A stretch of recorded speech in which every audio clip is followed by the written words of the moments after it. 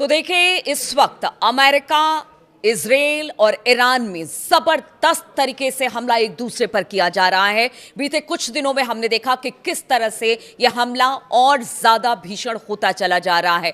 Iran अपनी मिसाइलों से, चाहे वो इजराइल हो या अमेरिका के सैन्य ठिकाने हो, हर तरफ उसने तबाही मचा रखी है। इधर अगर ईरान की बात की जाए तो इजराइल और अमेरिका ने मिलकर तेहरान में भी भारी तबाही मचाई है। लेकिन इसी बीच एक बड़ी खबर सामने आ रही है, जिससे ईरान के सुप्रीम नेशनल सिक्योरिटी काउंसिल के सचिव अली लारिजानी ने दुनिया के मुस्लिमों और इस्लामी सरकारों से समर्थन की मांग की है। नमस्कार, मैं हूं नीलू और यह समर्थन की अपील उन्होंने कुछ पॉइंट्स के जरिए की है।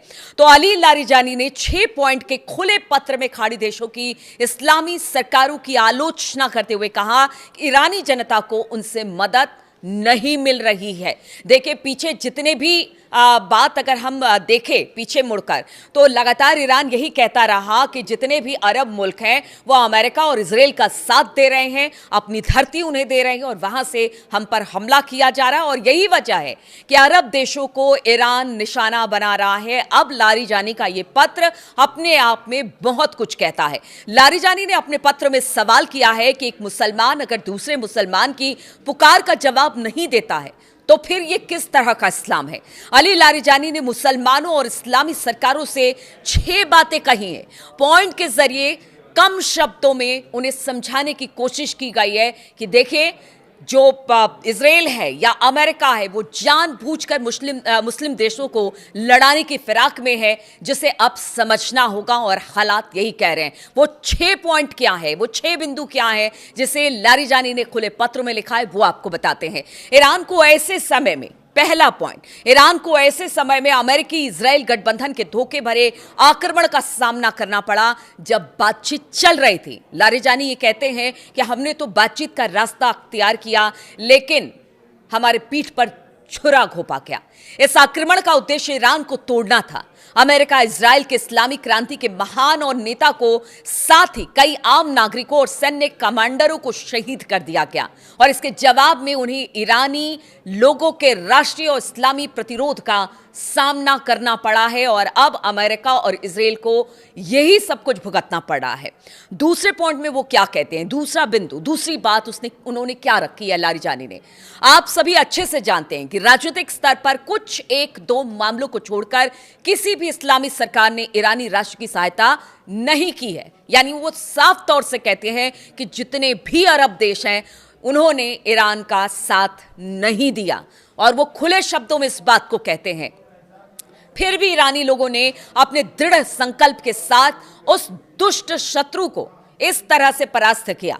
ईरानी लोगों की हिम्मत की वजह से आज दुश्मन को यह समझ में नहीं आ रहा कि वो इस रणनीतिक गतिरोध से कैसे बाहर निकले।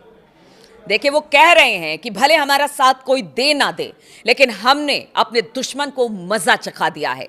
तीसरी बात अली लारिजानी कहते हैं कि ईरान बड़े और छोटे शैतान, अमेरिका और इजराइल की बात लारिजानी कर रहे हैं कि विरुद्ध प्रतिरोध के मार्ग पर निरंतर आगे बढ़ता रहेगा। हालांकि चुप बैठी इस्लामी सरकारों को सोचना चाहिए कि क्या उनका तरीका पैगंबर के उस कथन के विपरीत नहीं है जिसमें उन्होंने कहा था कि अगर तुम किसी मुसलमान की पुकार का जवाब नहीं देते तो तुम मुसलमान नहीं हो। आखिर ये किस तरह का इस्लाम है। यानी एक तरह से अरब मुल्कों को जगाने का काम अली लारिजानी कर रहे हैं और कह रहे हैं ये बातें। चौथा बिंदु, कई देशों ने यहां तक कह दिया कि ईरान ने उनकी जमीन पर अमेरिकी ठिकानों को निशाना बनाया, इसलिए तेहरान उनका शत्रु बन गया। क्या ईरान को तब भी चुप बैठना चाहिए था जब आपके देश में स्थित अमेरिकी ठिकानों से उस पर हमला हुआ? ये अरब देशों के लिए कह रहे हैं अली लारिजानी कि अरब देशों की धरती से ईरान के ऊपर हमला किया गया। सच ये है कि इस टकराव में एक ओर अमेरिका और इजराइल खड़े हैं तो दूसरी तरफ ईरान और प्रतिरोध की शक्तियां खड़ी है। आप किस पक्ष में हैं? अरब मुल्क से पूछ रहे हैं अली लारिजानी। पांचवा बिंदु, पांचवी बात अली लारिजानी ने जो इस पत्र में लिखा है, इस्लामी दुनिया के भविष्य पर सोचे।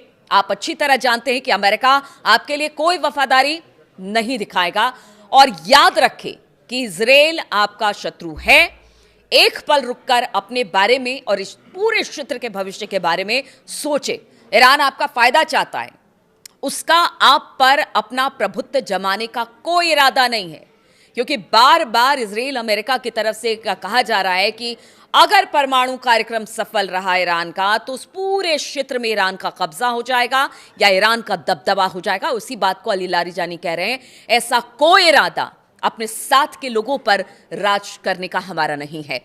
छठी बात जो अली लारीजानी ने कही है, अली लारीजानी ने अपने पत्र के आखिरी और छठे पॉइंट में दुनिया के इस्लामी सरकारों और मुस्लिमों से कहा, इस्लामी उम्मह की एकता अपनी संपूर्ण शक्ति के साथ सभी राष्ट्रों के लिए सुरक्षा, प्रगति और स्वतंत्रता को सुनिश्चित तथा गारंटीकृत कर सकती है।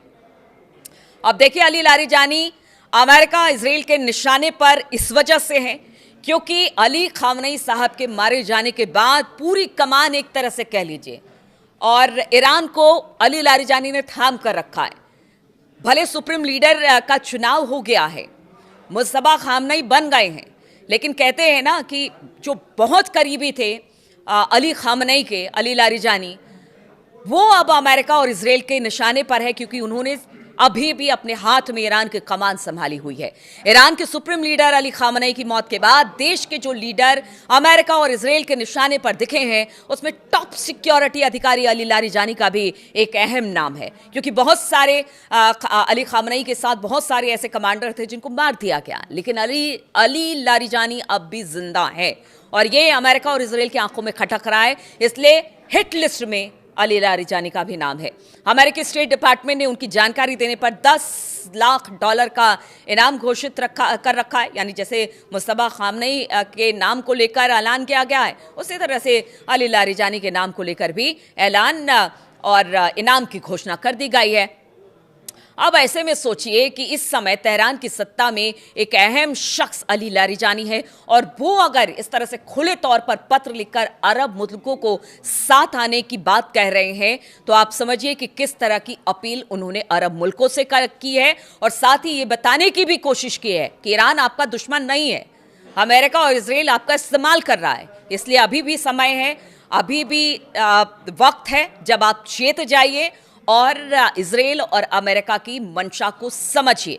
अब देखना होगा इस पत्र का जवाब और इस पत्र को लेकर किस तरह से रिएक्शन अरब मुल्कों की तरफ से आता है। इस पर हमारी नजर बनी रहेगी। बहुत बहुत शुक्रिया मेरे साथ जुड़ने के लिए।